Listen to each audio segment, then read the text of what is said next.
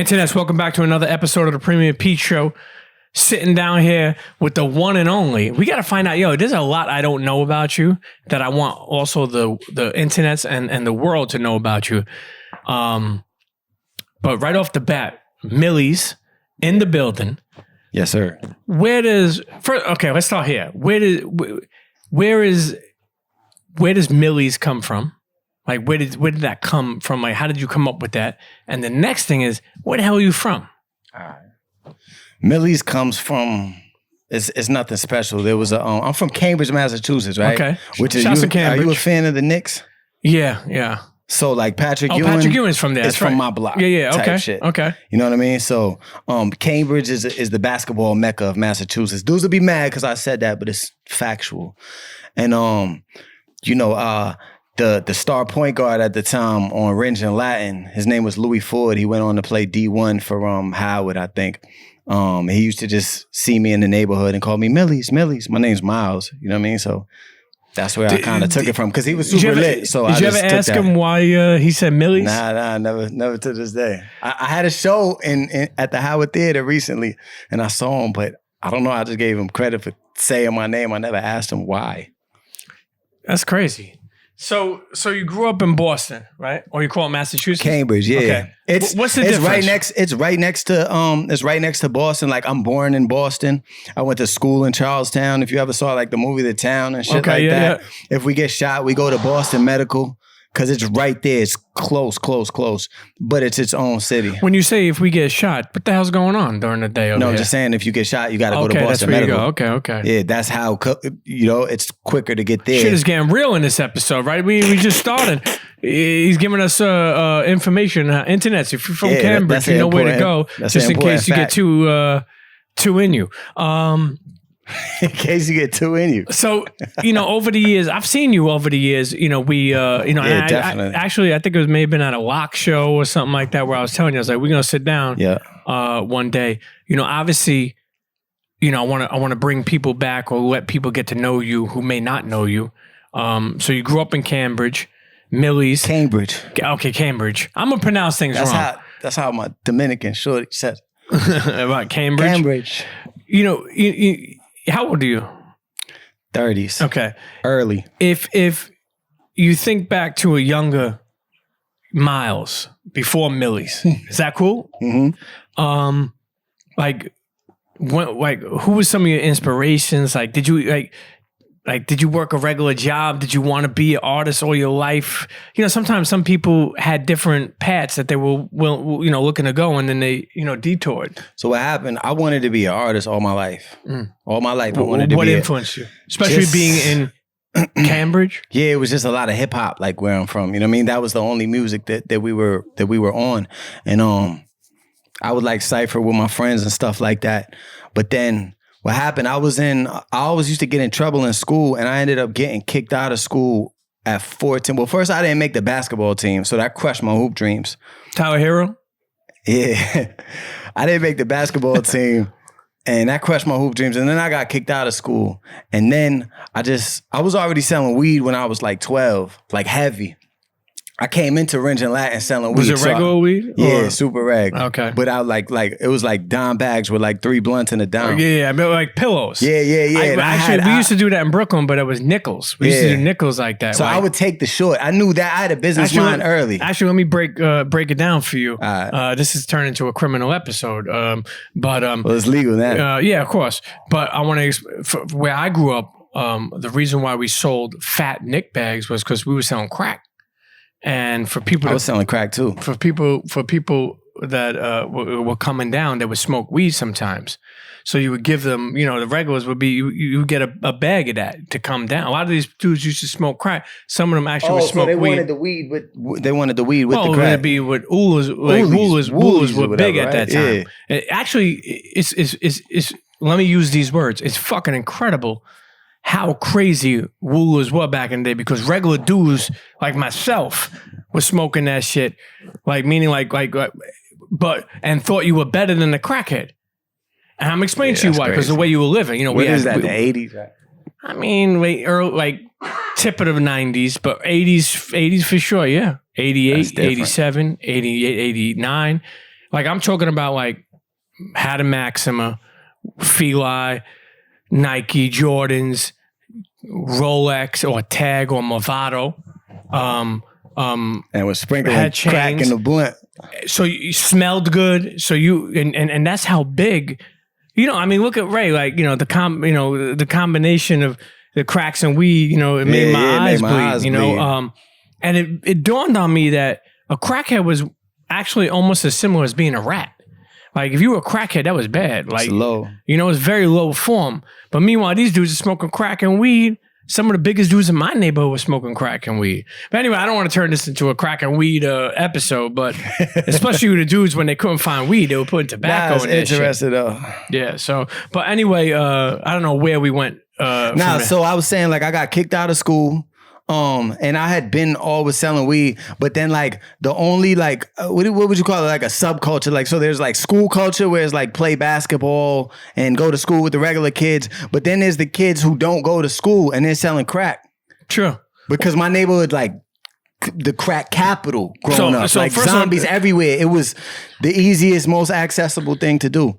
You know what I mean? So basically, I started doing that real early and really getting deeper into selling drugs and shit like that, which derailed me from thinking about music. So I was like rapping, but I wasn't like rapping. I was honing my skills, but I wasn't dedicated to being an artist. I was dedicated to being a drug dealer. So which is crazy, and I get it. And I was telling Dizza, and shouts to Dizza, but like I was telling him, it's rap music for a lot of people were exit out of the hustle game. Like I remember dudes being like, "Yo, if this rap shit kicks off, I could stop hustling. You can watch the money, I mean, some dudes still stay doing it, and even when they got bigger. But it was also almost like a chance to get out of the hood, a chance to change your life around, and a chance really to change around people you hung around with.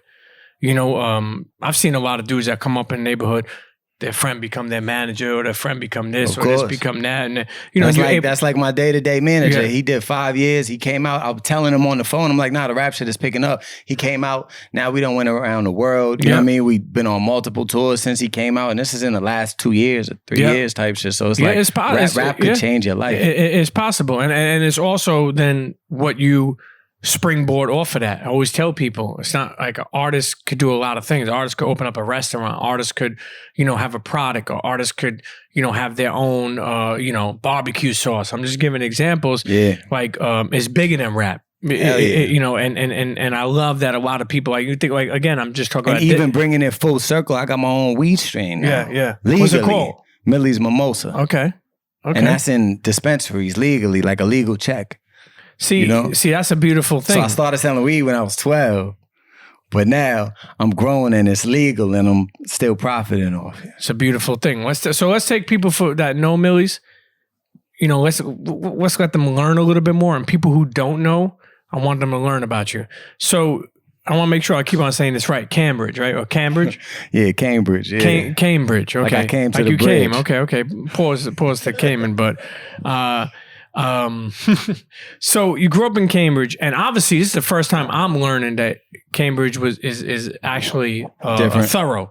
Right. Because it's no disrespect. I just don't know. Yeah, it's kind of like people clowned 21 Savage when they found out he was from London. But if you really know London, sure, it goes. Or like I remember going to Orlando and thinking I was going to Disney World, and I took a wrong left and a wrong right, and I was, in the trenches. So it's like, Cambridge it's not the worst, but it just has poverty. It got probably like 11 housing projects. People living below the poverty line, shot spotters too, So since a young kid, you're saying that the influence of being an artist was there. But who was it? Like who? Eminem. Okay. But like Tupac, Biggie, like all the shit that would sound cliche, that's all my favorite rappers. Now, when you say Eminem, like what influenced you? He was like my savior because I was like the only white boy, and he was just so fucking lit. So he looked like me, and people were starting to give me more respect.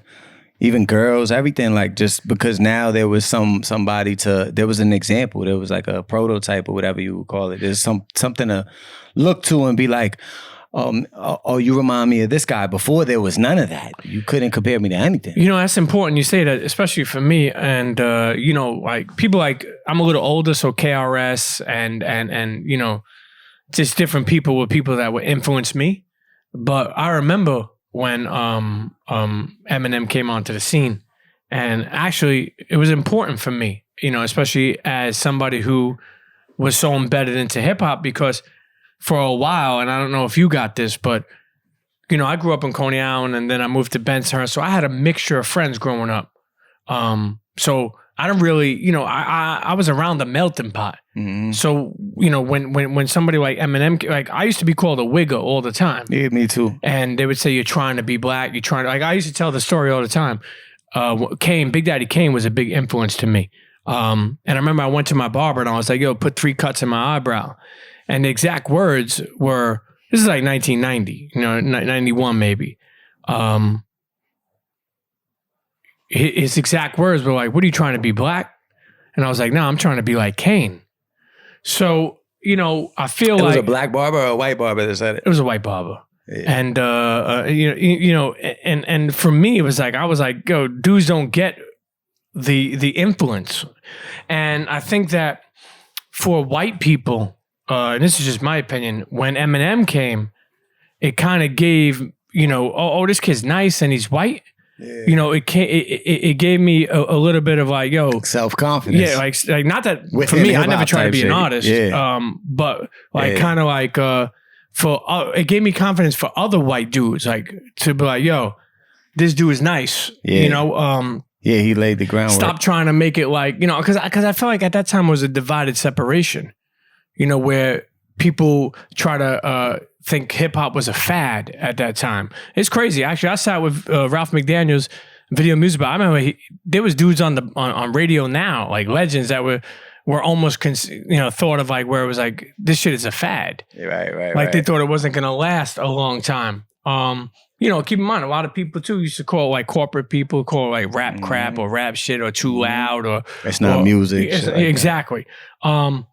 So I do agree with you that like, you know, Eminem did give me like, oh, okay, this dude nice. Yeah, hell yeah. And then, but you were saying Pac, you were saying Biggie, and but what did you? What were you talking about that was different from like me rapping? Yeah. Oh, I was just like, you ever heard me rap? Yeah, but I'm saying, so what were like, I was just but nice. At that time, meaning like at that time, I was still rapping about like it's crazy because I've just been rapping about selling drugs for a long time. You know what I mean? Like I jumped in, but I always rap about pain too. So whatever my hardships were, that's what I would like. That's what I like to make my music about because that's what hit me. You know, and then I was switch it with some metaphors and punchlines and similes and all of these things. So I will mix that through, but it's always been like a consistent theme of pain within my music, whatever I was going through. So by the time I'm really rapping, like I lost my best friend when I was like 14. He just died in his sleep. I was with him at the basketball court, and then the next morning he never woke up. He had a seizure. He bit down on his tongue in his sleep. So like I saw that like at an early age, and you know, just a lot of different things I was going through. Things with my father at the time. Things just in the neighborhood because I'm really like the only white boy from my neighborhood. So I really had to fight. I really, really had to go through it because, I'm rapping about adversity when I'm young and then mixing it in with punchlines and metaphors and rapping about hustling my weed or my little cracks or whatever. You know what I mean? Shit like that. Did you grow up with mom and dad? I grew up with my mother and my father. They split when I was probably like 4 or something. So they had 2 different houses. So my mother had like a 1-bedroom apartment. I used to stay with her at like 80% of the time. And then I would go to my pops' house on like Thursday and Friday. And like Friday and Saturday on the weekends.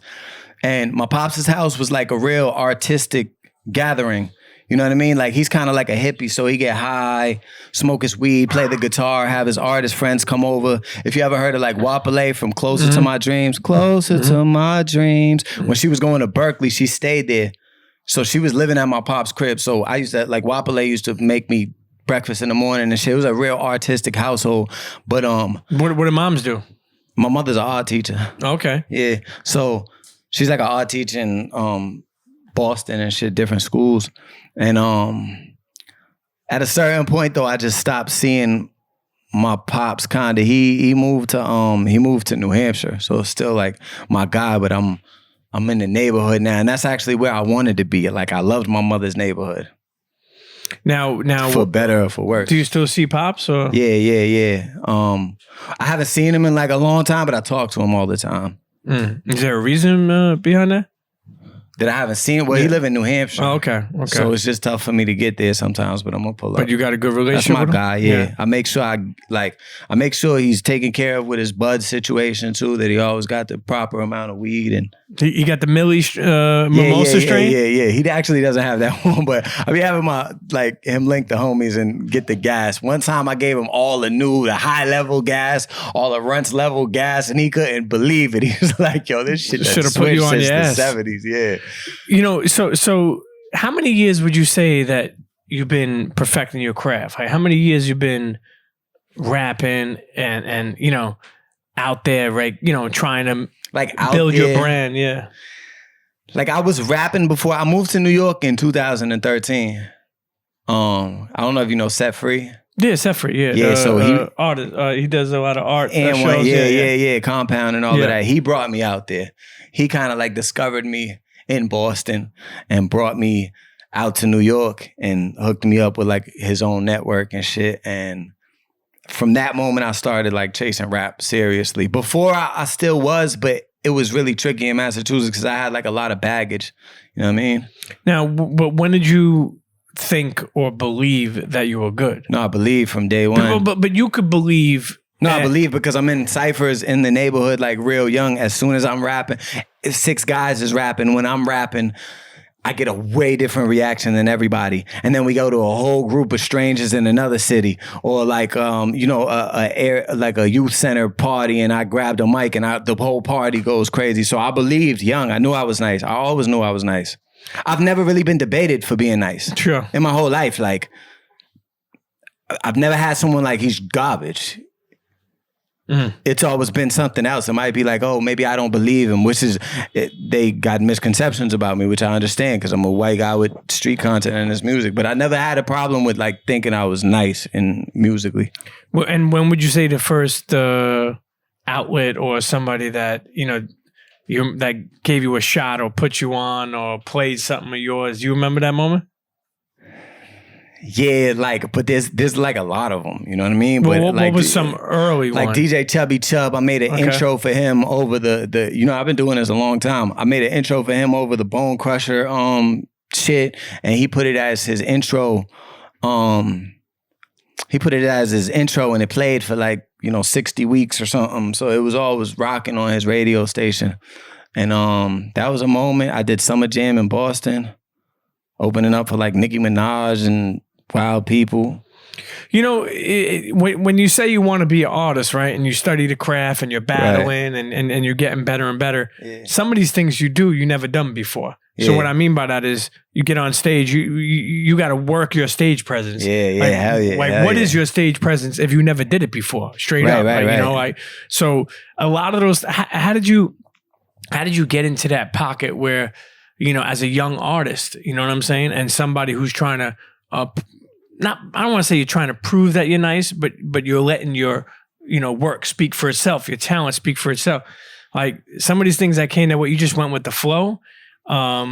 Like, did you say, yo, I got to get better? Because remember, like, even like with Drake, I don't know if you remember, but he had the crazy weird stage presence. Like, you know, he had this one hand he used to do. Yeah, it takes time. I just threw myself into it, and you know. But it's like even this last tour, we just toured with Dave East, and the first show in Atlanta, I didn't like it too much. And then from there on, I was like, all right, But I mean, this is after years of shows, but I had to say on this tour, I'm not focused on nothing except the shows from now on. Like, I'm going to strictly lock into the shows. And I saw my stage presence get better and better and better to the point that we did New York PlayStation Theater, 2,000 people. And I made the whole crowd be quiet for 3 minutes. Not a peep, nobody, no side conversations. And I'm not the headliner. Just a cappella rap, New York, the Mecca. Yeah, that's powerful. Yeah. Now I still get people, like I was in Kith the other day. The dude came around from the register and said, yo, bro, I told myself when I see you, I was going to tell you that was one of the greatest hip hop performances I ever seen. I never seen somebody who's not the headliner command a New York City crowd like that. So, that's powerful. but yeah, I've been booed off stage. You feel me? Now, maybe, I don't know. I've been booed, not wait. off stage. I stayed on stage. But wait. Explain that. Because this is like, listen, how did that happen? What? You saying booed off stage? I wasn't really booed off stage, but I definitely probably heard some boos before. You know, I've heard, I was on the Smokers Club tour in 2016, and I've heard people say, Herbo, and I'm rapping and they want G Herbo, you know what I mean? Yeah, so yeah. It happens. So they're like, all right, get this guy out of here. But listen. Might get a one boo or two, like, but not recently, and definitely not in Massachusetts. In Massachusetts, you don't have the right to do that. I mean, because that's all. So we jumping in the crowd. You're gonna get escorted out of there. I mean, if you can't, even when we was younger, even before I was known, you can't boo me. I mean, you popping in your own city, then it's a blessing. Yeah. We had that. I had that for a long time. Now, what do you consider battle rap, right, or just freestyle rap, right? Versus making a record. Right. Do you feel there is a big difference for you in that? Has that been something? Because I feel like you could spit for 10 minutes. Yeah. But what about, and you have, but I'm saying, how has the transition been to making a record?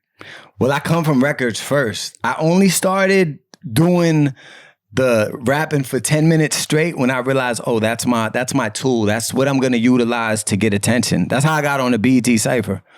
Like, and once I realized, oh, this shit got me on national TV, I started off the BET Cypher. No label, no PR, no nothing. The only artist. I'm walking. How'd that happen, actually? Because I knew the cameraman. You know, Chris Robinson, he shot everything. He shot Beautiful, I Just Want You. He shot Falling for Alicia Keys. He shot anything that matters in hip hop besides Hype Williams. It's like Chris Robinson. He's up there like Chris Robinson, Lil X, Hype Williams. But so his son gets busy too. He shot Action Bronson's biggest videos, all that. That's my man. He does camera work at the Cypher. So from like 2014, he's telling me, yo, pull up. See if you could, I don't know, maybe somebody don't show up and you could get in. I showed up 2014. It was a dub. I sat there the whole day just trying to shoot my shot. That was around the time when Kendrick had said he was the king of New York. Yeah. And he came and did the Cypher. It was a little tense in it. And then the next year I came, that was 2015. Still nothing. 2016, I showed up. I'm in the building. Every time I'm like kind of sneaking in the building, but it's at like a discreet location in Brooklyn. So if you get there, you don't even really need to show you're on the list. Because if you know about it, you know about it. You know what I mean? So I'm in there and I see Jesse Collins and the big dogs. And I'm talking to everybody from BET, like all the people who bring the lunch out. I'm like, yeah, I'm just trying to get on right now. You know what I mean?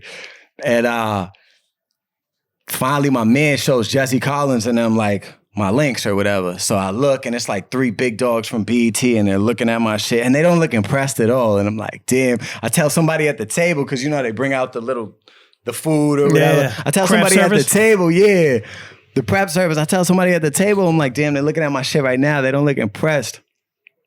So like one of the girls was like, you should go over there and talk to him. You know what I mean? So I get up and I go over there and I'm like, excuse me, Mr. Jesse Collins. I really got some nice bars. I said some stupid shit. And I'm talking to him and he just like looked up real quick and he was like, rap. You know what I mean? And I started rapping and shit. I was like, you want me to rap right now? Like right now. So it's mad people around. So you said something different than what you said when they aired? Like you started spitting something different? Nah, I spit what I already had ready. You know what I mean? It was like one of the first like fuck Donald Trump type joints. But it was deep. I flamed it. How long was that? This is 2016. No, how long was your cypher? Like how long was that? It's like 2 my minutes? part? Yeah. Yeah, like a minute, 30 seconds or something like that. Do you remember exact the bars? Yeah. I said, I'm Slim Jesus if he wasn't lying. Mac Miller with a loaded Mac. All them Xanny pills got me flying. I need Iggy face in my lap. But that ain't what I came to Cypher about. Looking at the news, what is life about? Why the boys in blue pulling rifles out, killing like it's legal and then crying when the sniper's out? Something gotta change. Can't you understand people's in a lot of pain? And every time you get to saying all lives matter, all it ever sounds like is all white crackers. The lack of compassion is just baffling. Videos of bullet holes and young men gasping. Showing you the footage, you still asking what happened because the victim had black skin, you side with the assassins. Supposed to be Christians condone lynchings. Fuck Donald Trump and every racist in my mentions. When judgment day comes and God judge you on intentions, Mike Brown to close the gates in your face out of vengeance. The world needs empathy. Like killer cops need penitentiaries. Shit been going on for centuries. Eventually you get your head busted and it was meant to be. That was my shit I had, but I was spitting it a little more passionately, you know what I mean? I mean, it sounded passionate right there. That was some beautiful, but you know what? Let's take a quick break real quick, sitting here with the one and only Millyz from Cambridge. You got that right. Okay, Cambridge. Yeah, I got it. I mean, he's been around for a minute, but he's still on his grind. Yeah, and I'm just getting started. There we go. We'll be right back. Don't go nowhere. Chea.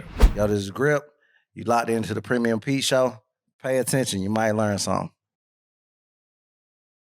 Internets, and we're back sitting here with the one and only Millyz, Cambridge's own. Okay, see, I got that right. Big CMB. It only took me, a couple of pronunciations. Man. Oh shit!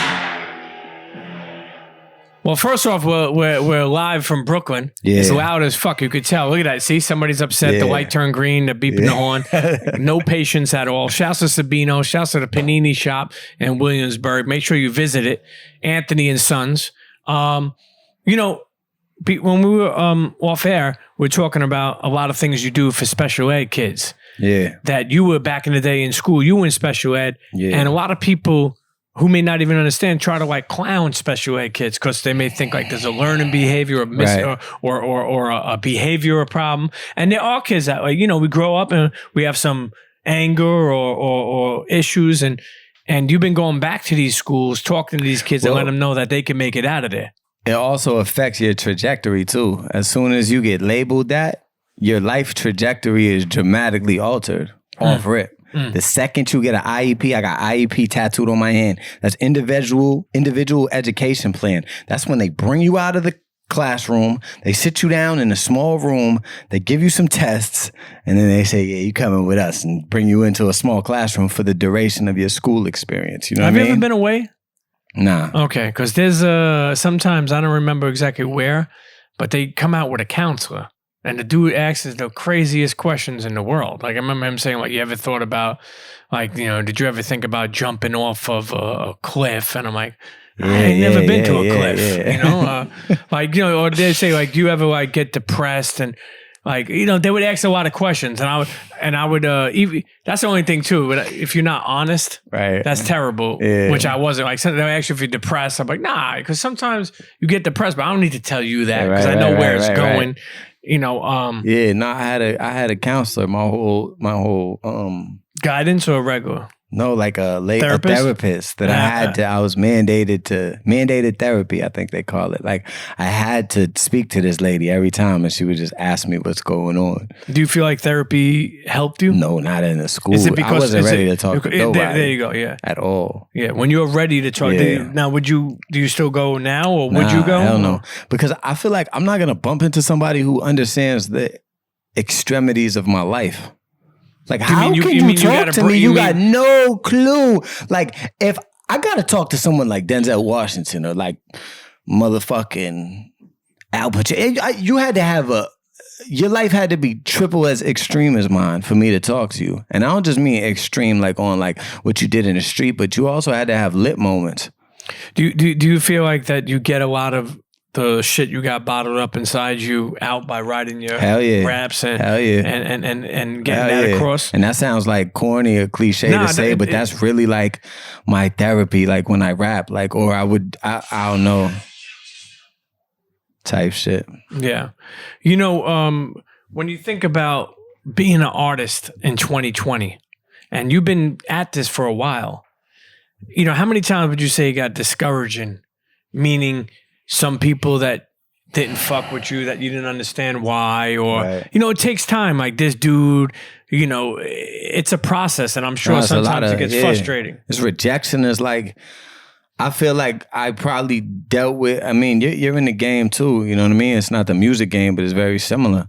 But I feel like I've dealt with probably at least 20 to 30 times the amount of rejection that normal human has dealt with. You know what I mean? What about like a major label? What about like talks like you that just over get rejected. Like you just get rejected all the time. Like because if people aren't hollering at you, that's like rejection in a certain way. So what did you do to keep you know your then your I always sanity? I had the rejection mixed with the validation too. So at the same time as like for instance, like G Herbo just threw my shit up on his gram the other day, just found me out of nowhere. Oh my God, yo, told me I motivated him. And I had moments like that my whole career from like different artists. A lot of rappers like really kept me going because a lot of rappers, or just, you know, I'd bump into fans sometimes who would say, yo, I was suicidal. This song you made me not do that in that period of my life. I would play it over and over and over. And I decided not to go that route. And now I'm doing good. I got a family. So it's like, whenever I was super discouraged, I always bumped into one of those moments that I was like, damn, I'm really put on this earth to be a rap artist. Sure, to be an artist. Now, what about somebody like Statik Selektah? I know he's shown a lot of support for you over the years. I mean, he's from Boston. Statik's funny, man. Statik is a goat. Statik is a legend. He's hilarious. He would, not to say like when I first started coming to New York, I really had to harass him and just pop up where he was at because he was not fucking with me. Really? I feel like Statik supports, I mean, overall, but I feel like he supports. You got to earn it. Statik is hip-hop. That Boston circle terminology. You got to earn it though, And I just feel like. He's not just going to, he'll let you come around him because of that. Feel me? So like, it's like, you might not support everybody from your neighborhood in Brooklyn, but you'll let them come around you to certain shit. I get it. But you might be skeptical, like, oh, no, he's garbage, but I'll let him come around. Statik will let people come around because, oh, yeah, you from Massachusetts, cool, come to this party. He might not even talk to you in the party, but he invited you there, you know what I mean? So that's how it was when I first came to New York, but then we just started rocking more and more and more, and I started doing his show. His shows is really why the world knows I can like freestyle like that. Oh, Show Off Radio? Yeah, hell yeah. So he really supported me though. Like you said you saw me on the Griselda and the Locks tour. The Locks and Griselda tour. That was just Statik bringing me on stage every night, you know? So I mean, and we got an album together. We got another album coming out. That's my guy. You know, now you also have something coming out. This will probably drop around the same time. Let the internet know the name of this project. Yeah. Blanco 3. It's Blanco 3 on the DSPs, but I call it Blanco 3, you know? And I just got back from DR. My Spanish is getting up there. Okay, here we go. What is it looking like? You know, who's on it? You know, you got any features that we should know of? Yeah. I got my man Sosa Geek. So he's booming off that Drake project right now. He's from Brooklyn. He's a big drill rapper, up and coming. I got him on there a couple times. I got D the Flyers, who's booming out of Massachusetts. I got Jim Jones on there, executive produced by Jadakiss. Really? Yeah. And what about who are some of the producers on it? Any is Statik get a joint on there? Nah, Statik's not on this one, but my man Ray Beats, little 16-year-old kid from Albania. Damn. He lives in Albania. And he's incredible. How did this happen? And he got half of my album. He just sent me a beat one time, I think, or like I seen him on it. Yeah, I found one of his shits online. He barely had any views, and I just been rocking with him ever since. And you could tell him anything. I could be like, yo, I need a beat for Flex. No samples, some boom bap, but you know, make it fire. In 13 minutes, I got a beat in my email. Like, he's incredible. He's out there in Albania. I be trying to get him out here, but he's like, he got school and all that. Now, you say executive produced by Jadakiss. How did that happen?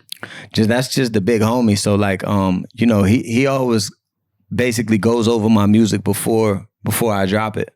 But this one, he's just a little more. I'm saying, how did that even get? Oh, that relationship? How that happened? That was just, that happened through Set Free. Okay. Yeah, so I did a song with Kiss in 2013, and then I just started following up with him like like pretty much showing up at all of his like strip club like walkthroughs and shit like that. Like if he's going to Starlets, I'd be in Starlets. I knew all, because when I moved to New York, initially I moved near Sin City. So I was in Sin City like every night, and that was my New York network. I met every bottle girl, I met every stripper, you know, it's about 60 in there. And then they would all go and work at Starlets, Privilege, wherever. And so whenever Kiss would go out or certain rappers I wanted to plug in with, I would go to these clubs. I would plug in with the shorties that I already knew, and I would play the club until the artist got there, and they would get me into the VIP. They would get me cool with the security and all that, and then I would chop it up with the artist. So that's what I did in the Jada situation. You know, when you come from a place like, you know, Cambridge, yeah, and it's not like New York, right, and it's not like LA. Yeah. Do you feel like, and you know, correct me if I'm wrong, but do you feel like you have something to prove? Because it's like you're from a smaller place that maybe most like doesn't have, say, tremendous amount of. Yeah, it's hard. It's definitely hard. It's like an uphill battle.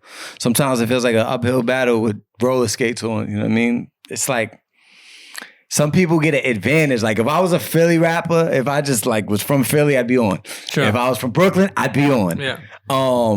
If I was from Chicago, I'd be on. But the crazy thing is like these places aren't like, yo, there's Brooklyn, but then there's super rich parts of Brooklyn. And I could be from there and people would still say, oh, Brooklyn. They don't care like to the net. Once a place is branded as hip hop, you have a way easier chance of getting on. I mean, also travels wherever you go. I mean, I hate to make this anything like a prison or a drug talk episode, but if you go away like and you're from a certain you place, go to a car and trust me, I mean, I've seen it. You know, as long as you, you know, ain't doing drugs or you know, doing any type of you know. But it's even like activities. That, like Cambridge, like being from that spot, not even being from Boston, like it's something that had to be solidified. Like my man Beast right there, he just came out after 12 years, but Cambridge got a table in every, you know what I mean? Every prison. Yeah, no, that's just one because we had to earn it, but it's the same shit you got to do in the rap game. And I've just strictly decided to, like, a lot of people would call me like a Boston artist, but that's not what I want to go with because that doesn't represent the actual scene of Massachusetts. I want to be known as a Massachusetts artist. That's even bigger than Cambridge. I want people to think about the Massachusetts rap scene. That's my new shit, because the Boston rap scene, that's not an honest reflection of what's going on. So why don't the next project be called Massachusetts? That's hot. Or maybe. Something in the realm of that. Something in that vein. In the realm. But listen, new project coming out. Yes, sir. 3rd week in October. Yeah. Like I said, it should align around the same time. If not, make sure you go pick that up, cop it, stream it. Yeah. You know, and really listen, for those who are watching or listening, I always say this, like I said in the beginning, but I want you to learn more about an artist that you don't know. And if you do know them, hopefully you learn something more today. I think it's just important to really go over the journey, you know, of you know, people, because people see people that hear some, you know, oh, he nice with it. You know, that's the first thing people are going to say. Oh, he's got bars, or he's nice, but they really don't know the artist, right? They don't know the pain he's gone through, or this, or situations, or family, or where they come from. And I think that's important. I'm glad that, you know, we're able to do this. Even though you've been at it for a while, you have a young journey. It's a marathon. Oh, you know what I mean? It's not a sprint. Facts. So, you know, I want people to go out. You got to interview Nipsey before? Nah. I wish I did, but nah. We were supposed to, actually. Me and Combat were supposed to go sit with him, but it didn't happen. And the crazy thing is I'm close to Steve LaBelle, who managed him. I know Big U, you know, who they both managed him at one point in time. Right. And, you know, I got those type of relationships where it's like, you know, but it just didn't happen. It just didn't happen, man. But I would have loved to. You know, it's crazy, though, when you think about it. I was just telling a couple of people this, but, you know, when you sit down with people who passed away, there's so many people now, you know, so many people. I think about all the shit that I did with Prodigy, and he's gone. Like, it's weird. Yeah. Like, even my man Isaiah, I talk about like in the smoke room, smoking with him, and, you know, it's like, here today, gone tomorrow. But, you know, lastly, I will say this. We spoke about the upbringing, the Cambridge, the Massachusetts, now you're independent? Yeah, independent. Have you worked? I'm with So Raspy, but we don't have a major deal right now. Now, is that something that you want It gotta just be a big bag and a lot of creative freedom. Or because I don't give a fuck. All I need is playlists. Or you just do, or you just do it on your own. Yeah, facts. You know, which is becoming more of, you know, more and more as a wage. As long as you align yourself with certain. Yeah, you know? I just need playlisting and a few looks because I'm a star. Yeah. So, but sometimes it takes their little PR joints to put you in those places to make the world understand it. But other than that, I could do it by myself. I've been doing it by myself. I got the resources. You know what I mean? So, Jordan, you got a team behind you, and you know, that's a blessing. But listen, internets, make sure you go check out October 23rd, Blanco 3, and also dig in the catalog. Right? There's a couple, yeah. Go on all my DSPs. I got a project called Sped, Blanco 1, Blanco 2. Project with Statik Selektah, Saints and Sinners, a lot of high level rap, a lot of pain music, should make you shed a tear, should make you celebrate. Got a whole catalog. Shouts to everybody that been in or is in special ed. Yeah. Don't be ashamed. They in special ed on Zoom now. Go be great. Special ed in Zoom must be crazy. Special ed in Zoom must be crazy. You know? That shit is nuts. Internets, Millyz. Premium Peak. Peace.